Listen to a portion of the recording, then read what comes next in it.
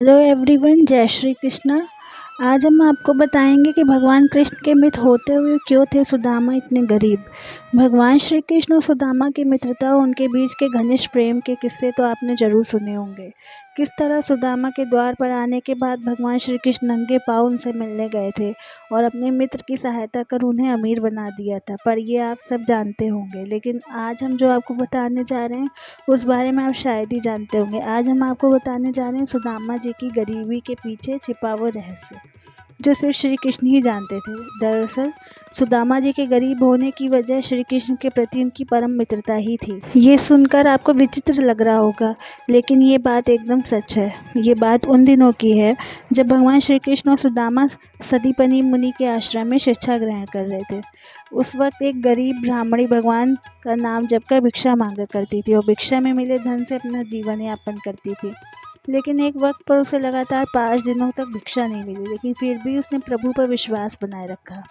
छठे दिन किसी व्यक्ति ने उनसे कुछ चने दिए, लेकिन वो चने उसने ये सोचकर नहीं खाए कि अगले दिन भगवान को भोग लगाने के बाद ही वो चने खाएगी। वो चने सिरहाने रखकर सो गई।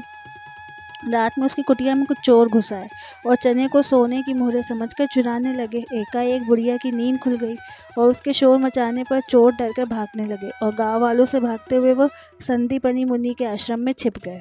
भागते हुए तो चोर हड़बड़ाहट में वो चने की पोटली आश्रम में ही छोड़ गए और गुरु माता ने अनजाने में वो पोटली अगले दिन सुबह लकड़ियाँ काटने जाते समय भगवान श्री कृष्ण और सुदामा को दे दी।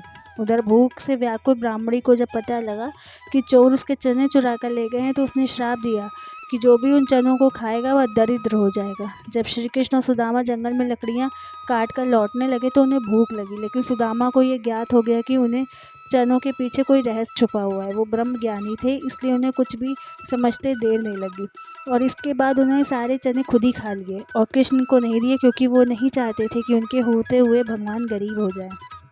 इस प्रकार सुदामा को गरीबी में जीवन बिताना पड़ा। हालांकि कृष्ण भी इस बात से अपरिचित नहीं थे और इसलिए उन्होंने भी अंत में अपने मित्र की मदद की। भगवान श्री कृष्ण और सुदामा की दोस्ती इस बात का साक्षात प्रमाण है कि दोस्त के दुख और विपदाओं को दूर करने से दूसरे दोस्त को भी कभी पीछे नहीं हटना चाहिए। श्री कृष्ण जी ने भी यही किया था और मुश्किल में फंसे अपने मित्र को बाहर निकाल आए थे। साथ ही उन्होंने राजा होने के बावजूद अपने मित्र की न केवल सहायता की, बल्कि उसे अपने पास स्थान भी दिया।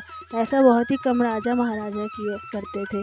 अगर आपको मेरा ये वीडियो पसंद आया हो तो प्लीज़ लाइक शेयर सब्सक्राइब कीजिए। जय श्री कृष्णा।